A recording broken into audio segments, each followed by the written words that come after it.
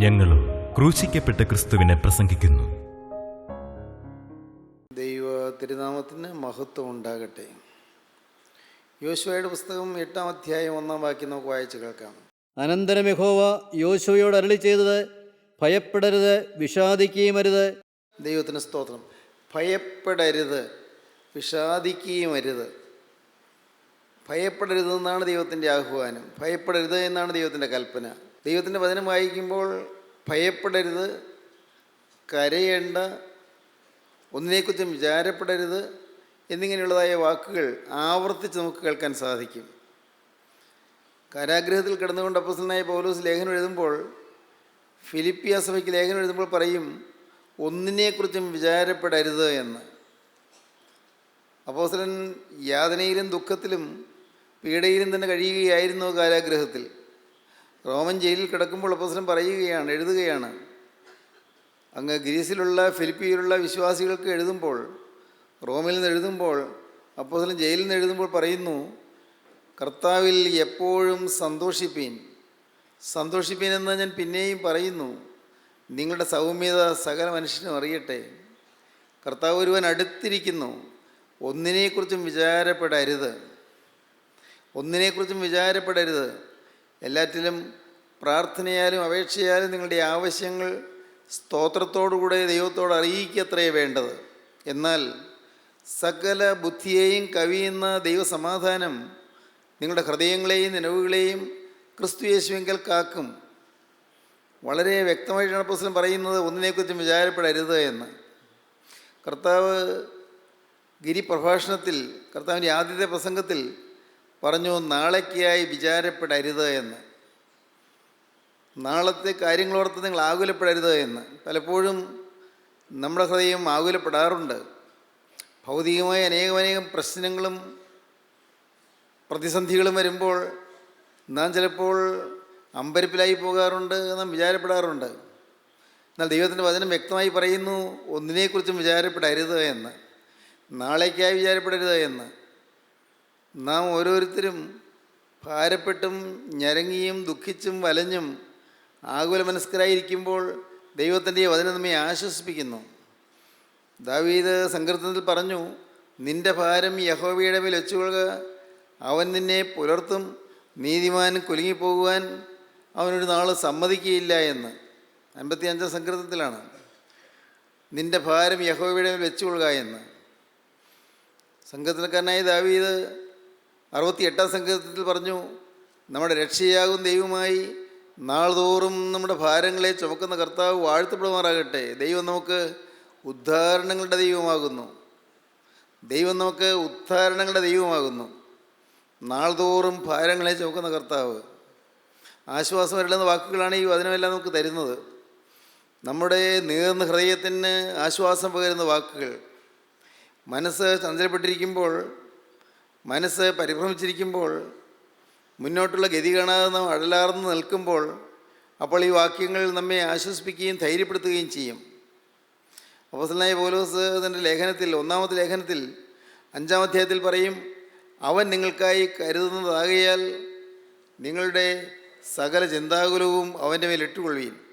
എല്ലാ ചിന്താഭാരങ്ങളും അങ്ങോട്ട് ഏൽപ്പിക്കാനാണ് പറയുന്നത്. ക്രിസ്തു നമുക്ക് വേണ്ടി കരുതുന്നു എന്ന്. ക്രിസ്തു നമുക്ക് വേണ്ടി കരുതുന്നു. അവൻ നിങ്ങൾക്കായി കരുതുന്നതാകയാൽ നിങ്ങളുടെ സകല ചിന്താകുലവും അവൻ്റെ മേൽ ഇട്ടുകൊള്ളുവീൻ.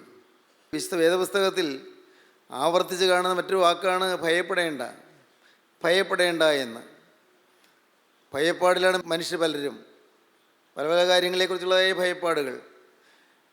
അനേകം പ്രശ്നങ്ങൾ നമ്മെ രൂക്ഷമായി അഭിമുഖീകരിക്കുന്നല്ലോ എന്നോർത്ത് മനസ്സ് വിങ്ങി വിതുമ്പി കഴിയുന്ന ആളുകളുണ്ട്.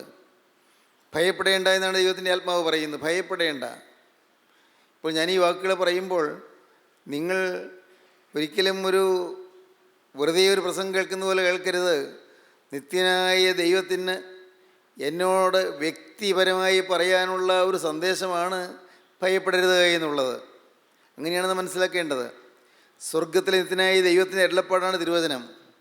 എല്ലാ തിരുവെഴുത്തും ദൈവശ്വാസീയമാണ് എന്ന് വേദപുസ്തകം പറയും. എല്ലാ തിരുവെഴുത്തും ദൈവശ്വാസീയമാണ് എന്ന് അപ്പോസ്തലനായ പൗലോസ് തിമോത്തിയോസിന് എഴുതിയ ലേഖനത്തിൽ പറയുന്നുണ്ട്, എല്ലാ തിരുവെഴുത്തും ദൈവശ്വാസീയമാണ്. ദൈവവചനം, മാറ്റമില്ലാത്ത വചനം, ഈ ജീവൻ്റെ വചനം പറയുന്നു നാം ഭയപ്പെടേണ്ട എന്ന്. വേദപുസ്തകം വായിക്കുമ്പോൾ മറ്റു ഭാഗത്ത് കാണും കരയേണ്ട എന്ന്, അതും കാണാം, ആവർത്തിച്ച് കാണുന്നു കരയേണ്ട എന്ന്. ഉയർത്തെഴുന്നേറ്റ മിശിഹാ തമ്പുരാൻ ആദ്യമായി പറഞ്ഞ വാക്ക് സ്ത്രീയെ നീ കരയുന്നത് എന്ത് എന്നാണ്. കരഞ്ഞുകൊണ്ട് നിന്ന് മഗ്ദലന മറിയാമിനോട് കർത്താവ് പറയുന്ന വാക്കാണ്, നീ കരയുന്നത് എന്ത്, സ്ത്രീയെ നീ കരയുന്നത് എന്ത്, കരയേണ്ട എന്ന്. ഭയപ്പെടേണ്ട, കരയേണ്ട, നിങ്ങൾക്ക് സമാധാനം എന്നീ വാക്കുകൾ തന്ന് ആ വചനത്താൽ നമ്മെ കർത്താവ് ധൈര്യപ്പെടുത്തുന്നു. ഇവിടെ മോശയ്ക്ക് ശേഷം ദൈവജനത്തെ നടത്തിയ യോശുവയ്ക്ക് ദൈവം ധൈര്യം കൊടുക്കുന്നൊരു വാക്കാണ് നാം വായിച്ചത്. 8-ാം അധ്യായം ഒന്നുകൂടെ വായിക്കാം, യോശുവ 8:1. അനന്തരം യഹോവ യോശുവയോട് അരുളി ചെയ്തത്, ഭയപ്പെടരുത്, വിഷാദിക്കുകയും അരുത്. ദുഃഖിക്കരുത്, ഭയപ്പെടരുത്. യോശുവ ഭയപ്പാടിലായിരുന്നു. എന്താണ് യോശുവയുടെ ഭയപ്പാട്? പല കാരണങ്ങളുണ്ട്. അന്ന് യോശുവ മോശയ്ക്ക് ശേഷം ഇസ്രായേൽ ജനത്തിൻ്റെ ഭാരം ഏറ്റെടുത്ത് ദൈവജനത്തെ കനാനിലേക്ക് എത്തിക്കുന്നതിന് ദൈവകരങ്ങൾ ഉപയോഗപ്പെടുവാനായി ജീവിതം സമർപ്പിക്കുകയായിരുന്നു. വലിയൊരു സമർപ്പണമാണ് യോശുവ എടുത്തിരിക്കുന്നത്. അങ്ങ് മിസ്രയീമിൽ നിന്ന് പുറപ്പെട്ട ഇസ്രായേൽ മക്കൾ 600,000 പേരുണ്ടായിരുന്നെങ്കിലും അവരിൽ ബഹുഭൂരിപക്ഷം പേരും മരുഭൂമിയിൽ പട്ടുപോയി. 6 ലക്ഷം പേര് അഥവാ 600,000 പേര് ഈജിപ്തിൽ നിന്ന് പുറപ്പെട്ടു. കനാനിലേക്കാക്കിയാണ് യാത്ര. പാലും തേനും ഒഴുകുന്ന കനാൻ നിങ്ങൾക്ക് തരുമെന്നാണ് വാഗ്ദത്തം. ആ വാഗ്ദത്ത വചനം വിശ്വസിച്ചുകൊണ്ട് പാവപ്പെട്ട ജനം പോവുകയായിരുന്നു. അന്ന് മോശയാണ് ജനത്തെ നയിച്ചുകൊണ്ടിരുന്നത്. എന്നാൽ അന്ന് പുറപ്പെട്ടവരിൽ ബഹുഭൂരിപക്ഷം പേരും മരുഭൂമിയിൽ മരിച്ചു പോയപ്പോൾ 2 പേർ മാത്രമേ അപ്പുറം കനാനിലെത്താൻ സാധിച്ചുള്ളൂ. അത് യോശുവയും കാലേബുമാണ്.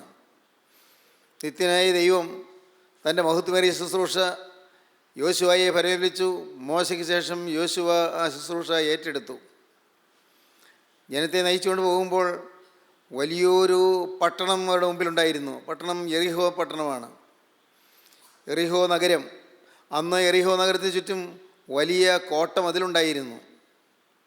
ആ കോട്ടമതിലിൻ്റെ മുകളിൽ ചെറിയ കുടിലുകൾ വെച്ച് പാർക്കത്തക്കവണ്ണം അത്ര കരുത്തേറിയതും അത്ര ബൃഹത്തായതുമായ കോട്ടയായിരുന്നു യെറിഹോ പട്ടണത്തിന് ചുറ്റും ഉണ്ടായിരുന്നത്. ആ വലിയ കോട്ടയെ എങ്ങനെ അകത്ത് കടക്കുമെന്ന് യോശുവയും അമ്പരന്ന് പോയി. ജനമോ ഭയന്നു പോയല്ലോ. ജനവും ഭയപ്പാടിലായിരുന്നു. യോശുവയുടെ പുസ്തകം 5-ാം അധ്യായത്തിൻ്റെ ഒടുവിലത്തെ ഖണ്ഡിക വായിക്കുമ്പോൾ യോശുവ ചിന്താമഗ്നനായി ആ വെളിമ്പ്രദേശത്ത് നിൽക്കുന്നത് നമുക്ക് കാണാം. എങ്ങനെ ഈ യെരിഹോ കോട്ടയെ നേരിടും, ഈ യെരിഹോ കോട്ടയെ എങ്ങനെ തകർക്കും, എങ്ങനെ ഈ കോട്ടയെ അതിജീവിച്ച് യെരിഹോയിൽ പ്രവേശിക്കും. കനാൻ നാട്ടിൽ യെരിഹോ കോട്ട തകർക്കാതെ മുന്നോട്ട് പോകാൻ സാധ്യമല്ല. ദൈവം പറഞ്ഞു, നിങ്ങൾ പുറപ്പെടുക എന്ന്. പാലും തേനും ഒഴുകുന്ന കനാൻ ദേശം നിങ്ങൾക്ക് തരാമെന്നാണ് വാഗ്ദത്തം. എന്നാൽ ഈ കോട്ടയെ തകർത്തപ്പുറം പോകുക അസാധ്യമാണ് എന്ന് യോശുവയ്ക്ക് മനസ്സിലായി. എന്തു ചെയ്യും? യോശുവ ആകുലചിത്തനായി, ചിന്താമഗ്നനായി അങ്ങനെ ആ വെളിമ്പറമ്പിൽ നിൽക്കുകയായിരുന്നു. നമുക്ക് വായിക്കാം, 6-ാം അധ്യായത്തിൻ്റെ അവസാന ഖണ്ഡികയിൽ നോക്കുന്നത് വായിക്കാം. 13-ാം വാക്യം വായിക്കാം. യോശുവ യെരിഹോവിനെ സമീപത്തിരിക്കുമ്പോൾ തല ഉയർത്തി നോക്കി, ഒരാൾ കയ്യിൽ വാൾ ഊരിപ്പിടിച്ചുകൊണ്ട് അവൻ്റെ നേരെ നിൽക്കുന്നത് കണ്ടു.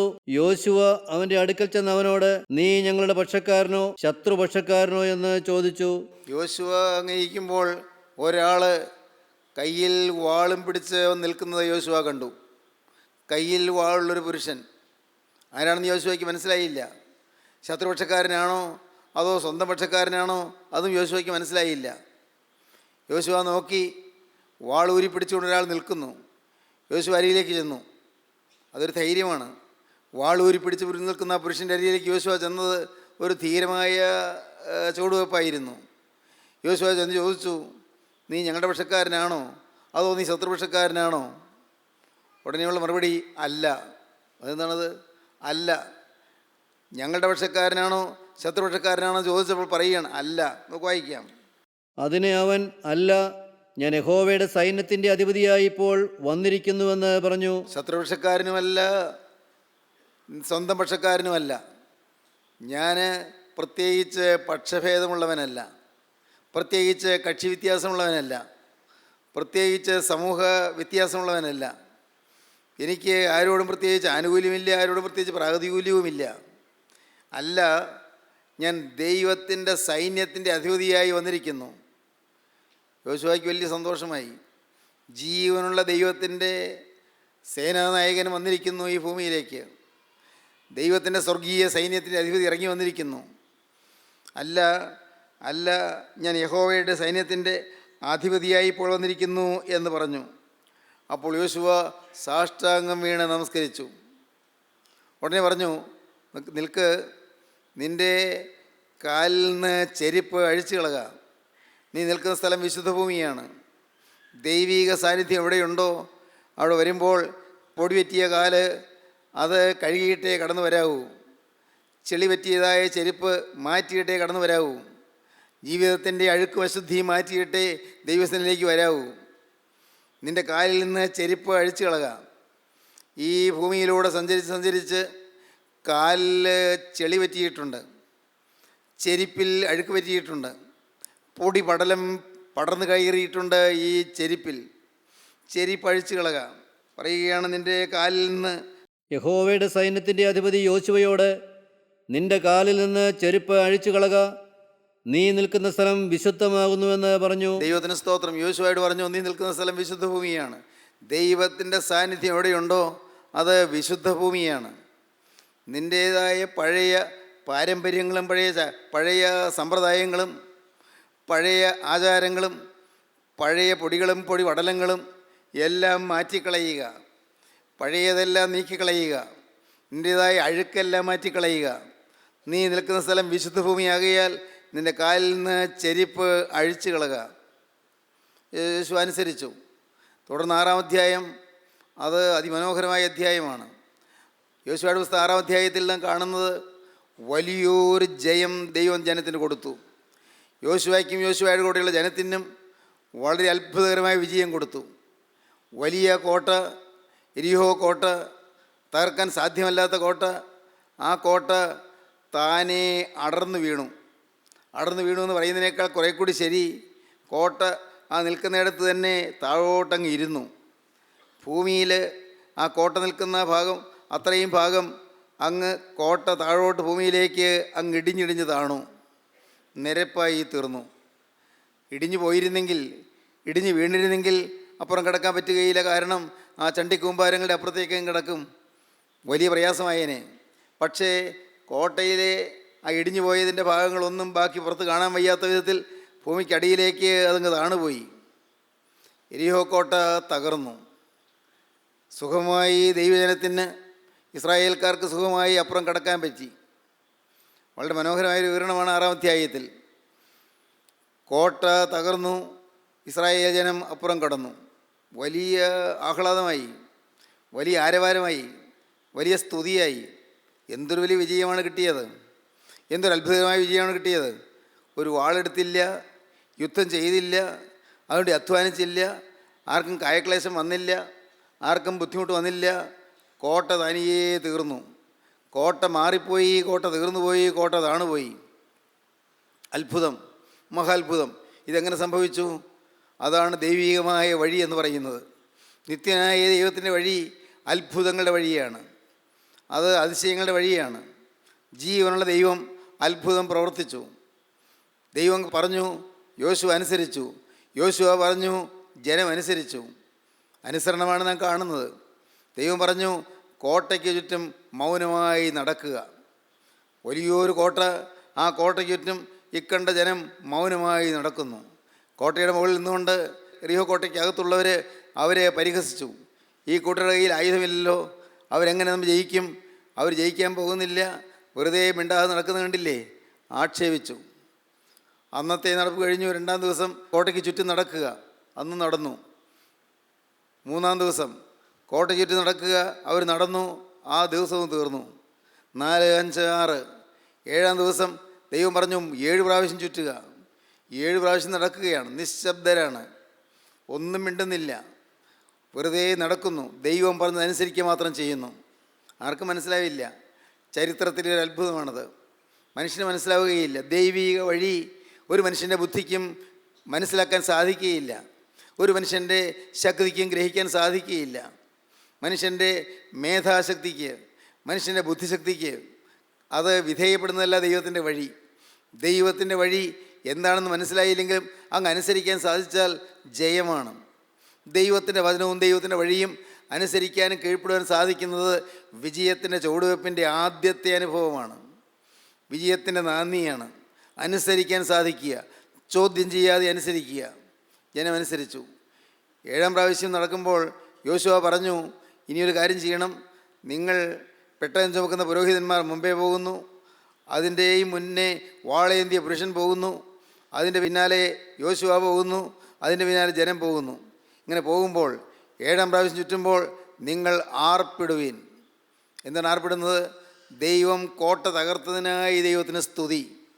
വേറൊന്നുമല്ല, ദൈവം കോട്ട തകർക്കണമേ എന്നല്ല, കോട്ട തകർന്നതിനായി നിനക്ക് സ്തുതി. അതൊരു വലിയ രഹസ്യമാണ്. നാം ഒരു വിഷയം പ്രാർത്ഥിക്കുമ്പോൾ ആ പ്രാർത്ഥന വാസ്തവമായി നമ്മുടെ ഹൃദയത്തെ വിശുദ്ധീകരിച്ച് പ്രാർത്ഥിക്കുമെങ്കിൽ നമുക്ക് ലഭിച്ചതിനായി ദൈവത്തെ സ്തുതിക്കാം. പരീക്ഷ പാസ്സാകാൻ വേണ്ടി നാം പ്രാർത്ഥിക്കുന്ന, കർത്താവേ ഈ പരീക്ഷ നന്നായിട്ട് എഴുതാൻ കൃപ തരണമേ, പ്രാർത്ഥിച്ചു. വീണ്ടും പ്രാർത്ഥിച്ചു, കർത്താവേ ഈ പരീക്ഷ എഴുതുവാൻ കൃപ തരണമേ. വീണ്ടും പ്രാർത്ഥിച്ചു, പരീക്ഷ എഴുതിയില്ല, ഈ പരീക്ഷ നന്നായിട്ട് എഴുതാൻ കൃപ തരണമേ, പ്രാർത്ഥിച്ചു. കർത്താവേ ഇതിൽ ഉയർന്ന മാർക്ക് കിട്ടാൻ കൃപ തരണമേ, പ്രാർത്ഥിച്ചു. എന്നിട്ടോ നിങ്ങൾ അതിൻ്റെ അവസാന ഘട്ടത്തിലേക്ക് വരുമ്പോൾ ആത്മാവിൻ്റെ വ്യവസ്ഥയിലായിക്കൊണ്ട് നിങ്ങൾ പറയണം, കർത്താവേ ഈ പരീക്ഷ നീ എനിക്ക് പാസ്സാക്കി തന്നതിനായി എനിക്ക് സ്തുതി, ഈ പരീക്ഷയിൽ നീ എനിക്ക് ഉയർന്ന മാർക്ക് തന്നതിനായി എനിക്ക് സ്തുതി. ലഭിച്ചില്ല, ലഭിച്ചു എന്ന വിശ്വാസത്തോടെ സ്തുതിക്കുന്നു. ഒരു കുഞ്ഞിനെ കിട്ടിയില്ല, കുഞ്ഞിനെ കിട്ടാൻ പ്രാർത്ഥിച്ചു, കർത്താവേ നീ എനിക്ക് കുഞ്ഞിനെ തന്നതിനായി നിനക്ക് സ്തുതി. കേട്ടാൽ വെറും മണ്ടത്തരമാണ് തോന്നും. എന്തൊരു വിഡ്ഢിത്തമാണിത്. കിട്ടിയില്ലല്ലോ, കിട്ടുകയില്ലെന്നല്ലേ ഡോക്ടേഴ്സ് പറഞ്ഞത്, പിന്നെ എങ്ങനെ സ്തുതിക്കും? കിട്ടാൻ സാധ്യതയില്ലെന്നല്ലേ ഡോക്ടേഴ്സ് പറഞ്ഞത്, പിന്നെ എങ്ങനെ സാധിക്കും? കർത്താവേ നീ എൻ്റെ വിവാഹം നടത്തി തന്നതിനായി നിനക്ക് സ്തുതി. വിവാഹ ആലോചന പോലും എന്നിട്ടില്ല, ഇപ്പോഴും പറയുന്നു വിവാഹം നടത്തി തന്നതിനായി നിനക്ക് സ്തുതി. എൻ്റെ കർത്താവേ ഈ ഭവനം നീ പണിത് തന്നതിനായി നിനക്ക് സ്തുതി. ഭവനത്തിൻ്റെ തറക്കല്ല് പോലും ഇട്ടിട്ടില്ല, ഭവനം പണിത് തന്നതിനായി നിനക്ക് സ്തുതി. അതാണ് പവർ ഇൻ പ്രൈസ്, സ്തുതിയിൽ ശക്തി. മെർലിൻ കർദേഴ്സ് എന്ന് പറയുന്ന ഒരു ഭക്തനായ ദേവദാസൻ ഇപ്പോഴുണ്ട്. അദ്ദേഹം എഴുതിയ പവർ ഇൻ പ്രൈസ് എന്ന് പറഞ്ഞൊരു പുസ്തകമുണ്ട്. Power in praise, there is power in praise. സ്തുതിക്കുന്നതിൽ ശക്തിയുണ്ട്. പവർ ഇൻ പ്രൈസ്, സ്തുതിക്കുന്നതിൽ ശക്തി. അദ്ദേഹം പറയുകയാണ്, നിങ്ങൾ രോഗസൗഖ്യത്തിന് വേണ്ടി പ്രാർത്ഥിക്കുന്നു, നിങ്ങളുടെ ഹൃദയം ശുദ്ധീകരിച്ച് മനസ്സറിഞ്ഞ് ഇനിയൊരു പാവം വരികയില്ല എന്ന് തീരുമാനിച്ച് വന്നുപോയ പാവം ഏറ്റുപറഞ്ഞ് ഉപേക്ഷിച്ച് കർത്താവിൻ്റെ കരുണയ്ക്ക് വേണ്ടി യാചിച്ച് യേശുക്രിസ്തുവിൻ്റെ തിരുരക്തങ്ങളെ കഴിയുമെന്ന് വിശ്വസിച്ചുകൊണ്ട് നിങ്ങൾ പ്രാർത്ഥനയിൽ നിങ്ങൾ ദൈവകരങ്ങളിലേക്ക് നിങ്ങളുടെ ആവശ്യം പരമേൽപ്പിച്ചു. രോഗത്തിൻ്റെ സൗഖ്യത്തിന് വേണ്ടി നിങ്ങൾ പ്രാർത്ഥിച്ചു. അപ്പോൾ നിങ്ങൾക്ക് രോഗസൗഖ്യം കിട്ടിയെന്ന് നിങ്ങൾക്ക് വിശ്വസിക്കാം. എന്നിട്ട് നിങ്ങൾക്ക് സ്തുതിക്കാം, കർത്താവേ നീ എൻ്റെ രോഗം മാറ്റിയതിനായി എനിക്ക് സ്തുതി. മനുഷ്യർക്ക്, പ്രത്യേകിച്ചും ബുദ്ധിജീവികൾക്ക് ഇത് മനസ്സിലാവുകയില്ലെന്ന് മാത്രമല്ല, ഇതൊരു വിഡ്ഢിത്തമായിട്ടേ തോന്നുകയുള്ളൂ. രോഗം അപ്പോഴും ഉണ്ട്, ശരീരം അപ്പോഴും വേദനിക്കുന്നുണ്ട്, രോഗത്തിൻ്റെ യാതന എപ്പോഴും ശരീരത്തിലുണ്ട്. പിന്നെ എങ്ങനെ രോഗം സൗഖ്യമാക്കിയെന്ന് പറഞ്ഞ് സ്തുതിക്കും? നോക്കൂ, സ്തുതിക്കുമ്പോൾ സ്തുതിയിൽ കൂടി ദൈവത്തിൻ്റെ ആത്മാവിന് ശക്തി ഇറങ്ങും. പവർ ഇൻ പ്രൈസ്, സ്തുതിക്കുന്നതിൽ ദൈവത്തിന് ശക്തി ഇറങ്ങും. പവറുണ്ട്, ദൈവത്തിൻ്റെ പരിശുദ്ധാത്മാവിന് ശക്തിയുണ്ട്.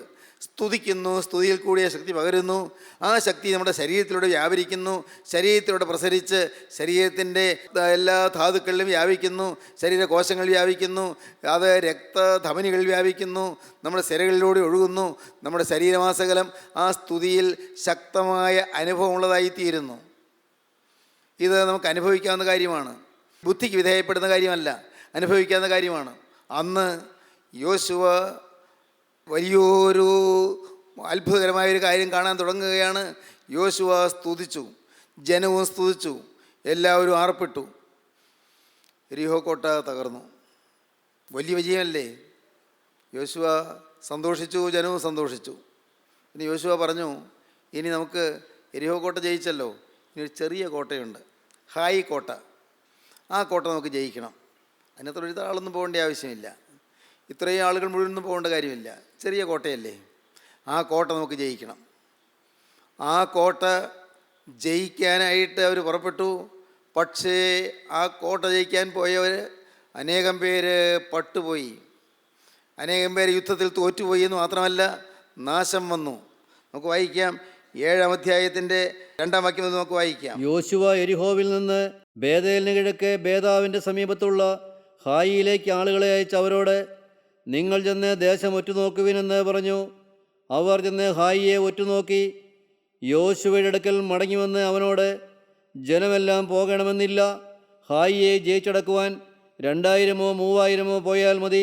ഹായി കോട്ട ജയിച്ചടക്കുവാൻ വല്ല 2000 പേരോ 3000 പേരോ പോയാൽ മതി. ഇതാണ് അവരുടെ തീരുമാനം. സർവ്വജനത്തെയും അവിടേക്ക് അയച്ച് കഷ്ടപ്പെടുത്തേണ്ട, അവർ ആൾ ചുരുക്കമത്രയെന്ന് പറഞ്ഞു. അങ്ങനെ ജനത്തിൽ ഏകദേശം 3000 പേർ അവിടേക്ക് പോയി. എന്നാൽ അവർ ഹായി പട്ടണക്കാരുടെ മുമ്പിൽ നിന്ന് തോറ്റോടി. ഹായി പട്ടണക്കാരവരിൽ 36ഓളം പേരെ കൊന്നു. അവരെ പട്ടണവാതിക്കൽ തുടങ്ങി ശെബാരീം വരെ പിന്തുടർന്നു. മലഞ്ചെരുവിൽ വെച്ച് അവരെ തോൽപ്പിച്ചു. അതുകൊണ്ട് ജനത്തിൻ്റെ ഹൃദയം ഉരുകി വെള്ളം പോലെയായി തീർന്നു. വലിയൊരു ജയം കഴിഞ്ഞു. ചെറിയൊരു കോട്ടയായ ഹായി കോട്ട പഠിക്കാൻ പോയി. അവിടെ തോൽവി അടഞ്ഞു. 36 പേര് മരിച്ചു. 3000 പേരാണ് പോയത്, 36 പേര് മരിച്ചു. നിരപരാധികളായ 36 പേര് അവർ മരിച്ചു. ഒരാൾ മരിക്കേണ്ട ആവശ്യം ഉണ്ടായിരുന്നില്ല, പക്ഷേ അവർ മരിച്ചു. യോശുവ സംഭ്രമചിത്തനായി തീർന്നു. യോശുവ പരിഭ്രാന്തനായി തീർന്നു. യോശുവ ഭയപ്പെട്ടു പോയി. അയ്യോ കഷ്ടം, എന്താണ് ഇങ്ങനെ വന്നത്? നാം വായിക്കുന്നത്, യോശുവ അന്ന് ആഹാരം കഴിച്ചില്ല. യോശുവ സാഷ്ടാംഗം വീണ് കിടന്ന് കരഞ്ഞു. കർത്താവേ, എന്താണ് ഇങ്ങനെ സംഭവിച്ചത്? എരിഹോ കോട്ട ഞങ്ങൾക്ക് പിടിച്ചു തന്നല്ലോ, ഒരു ജയം ഞങ്ങൾക്ക് തന്നല്ലോ, വളരെ ശക്തമായൊരു ജയം ഞങ്ങൾക്ക് തന്നല്ലോ. എന്നാൽ ഇവിടെ ഞങ്ങൾ തോൽക്കാൻ കാരണമെന്ത്? ദൈവത്തിന് സ്തോത്രം. സഹോദരങ്ങളെ, ദൈവം യോശുവയെ ധൈര്യപ്പെടുത്തി. ദൈവം യോശുവയോട് പറഞ്ഞു, ഭയപ്പെടേണ്ട, ഭയപ്പെടേണ്ട, കാരണം പറഞ്ഞു തരാം, കാരണം മനസ്സിലാക്കി തരാം. എന്താണ് ഈ തോൽവിക്ക് കാരണം? കാരണമുണ്ട്. ദൈവത്തിൻ്റെ വചനം പറയുകയാണ് കാരണം എന്താണ് എന്ന് യോശുവയ്ക്ക് മനസ്സിലാക്കി കിട്ടി. യോശുവ പറയുകയാണ്, 12-ാം വാക്യം വായിക്കാം. ഇസ്രായേൽ മക്കൾ ശാപഗ്രസ്തരായി തീർന്നതുകൊണ്ട് ഇസ്രായേൽ മക്കൾ ശാപഗ്രസ്തരായി തീർന്നു, വചനമനുസരിക്കാതിരുന്നു. ഇസ്രായേൽ മക്കളിൽ ഒരാൾ വചനമനുസരിക്കാതെ പാപം ചെയ്തു. തന്മൂലം എല്ലാവരുടെ മേലും ശാപം വന്നു, ശാപഗ്രസ്തരായി തീർന്നു. ശത്രുക്കളുടെ മുമ്പിൽ നിൽപ്പാൻ കഴിയാതെ ശത്രുക്കൾക്ക് പുറം കാട്ടേണ്ടി വന്നു. ശത്രുക്കളുടെ മുമ്പിൽ നിൽക്കാൻ കഴിയാതെ ശത്രുക്കളുടെ മുമ്പിൽ തോറ്റോടേണ്ടി വന്നു, പുറം കാട്ടേണ്ടി വന്നു. ശാപം നിങ്ങളുടെ ഇടയിൽ നിന്ന് നീക്കാതിരുന്നാൽ ഞാൻ നിങ്ങളോട് കൂടെ ഇരിക്കയില്ല. ശാപം നീക്കാതിരുന്നാൽ ഞാൻ നിങ്ങളുടെ കൂടെ ഇരിക്കുകയില്ല. നീ എഴുന്നേറ്റ ജനത്തെ ശുദ്ധീകരിച്ച് അവരോട് പറക. ദൈവം പറഞ്ഞു, നീ എഴുന്നേൽക്കുക, നീ വീണിട്ട് കരയാതെ എഴുന്നേൽക്കുക.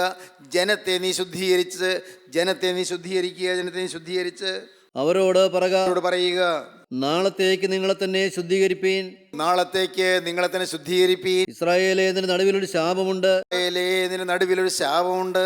ശാപം നിങ്ങളുടെ ഇടയിൽ നിന്ന് നീക്കിക്കളയും വരെ ശത്രുക്കളുടെ മുമ്പിൽ നിൽപ്പാൻ നിനക്ക് കഴിയുകയില്ല എന്നിങ്ങനെ ഇസ്രായേലിന്റെ ദൈവമായ യഹോവ കൽപ്പിക്കുന്നു. ശാപം നിങ്ങളുടെ ഇടയിൽ നീക്കാതിരുന്നാൽ ശത്രുക്കളുടെ മുമ്പിൽ നിൽപ്പാൻ നിങ്ങൾ കഴിയുകയില്ല എന്ന് യഹോവയായ ദൈവം അരുളി ചെയ്യുന്നു. സഹോദരങ്ങളെ, വലിയൊരു മർമ്മം ദൈവം യോശുവയ്ക്ക് വെളിപ്പെടുത്തി കൊടുത്തു. എന്തുകൊണ്ട് ശാപം വന്നു? എന്തുകൊണ്ട് അവർക്ക് തോൽവി വന്നു? എന്തുകൊണ്ട് അവർക്ക് പരാജയം സംഭവിച്ചു? തക്ക കാരണമുണ്ട്. പരാജയം വരുന്നെങ്കിൽ തക്ക കാരണമുണ്ട്. തോൽവി അടഞ്ഞെങ്കിൽ അതിന് തക്കതായ കാരണമുണ്ട്. എന്താണ് കാരണം? ശാപം വന്ന് കയറിയിരിക്കുന്നു, അനുസരണക്കേട് വന്നിരിക്കുന്നു, ദൈവകൽപ്പന ലംഘിച്ചിരിക്കുന്നു. ഇവിടെ നാശം വന്നിരിക്കുന്നു, ജനത്തിന് മുഴുവൻ നാശം വന്നിരിക്കുന്നു. 36 നിരപരാധികൾ വധിക്കപ്പെട്ടിരിക്കുന്നു. വലിയ തോൽവി സംഭവിച്ചിരിക്കുന്നു. സഹോദരങ്ങളെ, ദൈവം കാര്യം വെളിപ്പെടുത്തി കൊടുത്തു. യോശുവയോട് പറഞ്ഞു, ഭയപ്പെടേണ്ട എന്ന് പറഞ്ഞു. കാര്യം ദൈവം മനസ്സിലാക്കി കൊടുത്തു. ഇന്ന് ഈ വാക്കുകളെ കേട്ടുകൊണ്ട് നിങ്ങൾ ഇരിക്കുമ്പോൾ നിങ്ങളുടെ ജീവിതത്തിൽ എവിടെയെല്ലാം പരാജയം സംഭവിച്ചു നിങ്ങൾ ചിന്തിക്കണം. ചിന്തിച്ചാൽ നിങ്ങളുടെ ഭയപ്പാട് മാറും. എവിടെയെല്ലാമാണ് പരാജയം വന്നത്? അതെന്താണ് കാരണം? ശാപം വരാൻ കാരണമായത് എന്താണ്? നിങ്ങളുടെ ജീവിതത്തിൽ പാപം വന്ന് കയറിയോ? ഏതെങ്കിലും കാര്യത്തിൽ വചനം അനുസരിക്കാതെ പോയോ? ദൈവത്തിൻ്റെ പരിശുദ്ധാത്മാവ് തന്ന നിർദ്ദേശങ്ങളോ നിയോഗങ്ങളോ ആജ്ഞകളോ കൽപ്പനകളോ അനുസരിക്കാതെ പോയോ? ദൈവത്തിൻ്റെ എള്ളപ്പാടുകൾ അനുസരിക്കാതെ പോയോ? ദൈവവചനത്തെ ധിക്കരിച്ചു പോയോ? ദൈവത്തിൻ്റെ വചനത്തെ നിങ്ങൾ അനുസരിക്കാതെ ദൈവത്തോട് നിങ്ങൾ മറുതലിച്ചു പോയോ? പ്രിയപ്പെട്ടവരെ, എവിടെയെങ്കിലും പാപം വന്നുവോ? ശാപം ജീവിതത്തിലുണ്ട്. ശാപം മാറ്റാൻ ജയം കിട്ടുകയില്ല. ശാപം മാറ്റി കഴിഞ്ഞാൽ ഭയപ്പാട് മാറും. ശാപം മാറിയാൽ ഭയപ്പാട് മാറും. ശാപം മാറിയാൽ വിജയം ലഭിക്കും. ശാപം മാറിയാൽ നിങ്ങൾക്ക് ഇനിയും തോൽവി അടയേണ്ടി വരികയില്ല. ഇനിയും ശത്രുക്കളുടെ മുമ്പിൽ നിങ്ങൾ തോറ്റു പിന്മാറേണ്ടി വരികയില്ല. സ്നേഹിതരെ, നിങ്ങളെന്ത് പറയുന്നു? നിങ്ങളുടെ ജീവിതത്തിൽ ശാപമുണ്ടോ? പാപം നിങ്ങളെ വരട്ടിക്കളഞ്ഞിട്ടുണ്ടോ? ഏതെങ്കിലും കാര്യങ്ങളിൽ നിങ്ങളിൽ ശത്രു അവകാശം പറയുന്നുണ്ടോ? പൈശാചികൻ അവകാശം പറയുന്ന ഏതെങ്കിലും പാപം നിങ്ങളുടെ ജീവിതത്തിൽ ഇനിയും ഉണ്ടോ?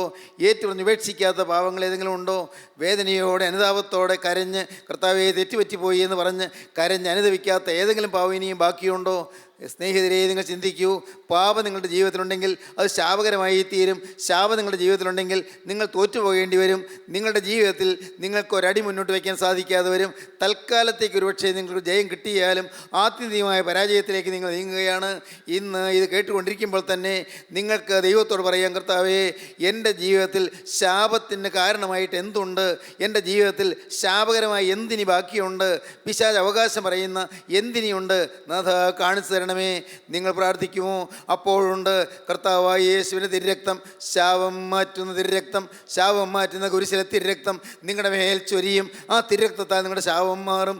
എല്ലാ ശാപവും നീങ്ങും. തിരുരക്തത്താൽ ശാപഗ്രസ്തനായി തീർന്ന കർത്താവായ യേശു ക്രിസ്തുവിൻ്റെ തിരുരക്തത്താൽ നിങ്ങളുടെ ശാപം മാറും. നിങ്ങളുടെ ജീവിതത്തിൽ അനുഗ്രഹം വരും. നിങ്ങളുടെ ജീവിതത്തിൽ പരാജയം മാറും. നിങ്ങൾക്ക് വിജയം ലഭിക്കും. സന്തോഷകരമായ, സൗഭാഗ്യകരമായ, സമാധാന സമൃദ്ധമായ ഒരു നല്ല ജീവിതം നിങ്ങൾക്ക് അനുഭവിക്കാൻ സാധിക്കും. ഇന്ന് ഇത് കേട്ടുകൊണ്ടിരിക്കുമ്പോൾ തന്നെ സമർപ്പിക്കൂ. നിങ്ങളുടെ ജീവിതം കർത്താവിന് കൊടുക്കൂ. യേശുവിനോട് പറയൂ, കർത്താവേ, ശാപം മാറ്റി അനുഗ്രഹം തരണമേ. തിരുരക്തത്താൽ എന്നെ കഴുകണമേ. തിരുരക്തത്താൽ എന്നെ ശുദ്ധീകരിക്കണമേ. നമുക്ക് സമർപ്പിക്കാം, നമുക്ക് പ്രാർത്ഥിക്കാം. കാരുണ്യവാനായ ഞങ്ങളുടെ സ്വർഗീയ പിതാവേ, ഈ മനോഹരമായ സമയത്തിനായി ഞങ്ങൾ നിന്നെ സ്തുതിക്കുന്നു. നാഥ, ഞങ്ങളുടെ ജീവിതത്തിൽ ശാപം എവിടെയെല്ലാമാണ് ഒളിഞ്ഞിരിക്കുന്നത് കാണുവാൻ ഞങ്ങളുടെ കണ്ണുകളെ തുറക്കണമേ.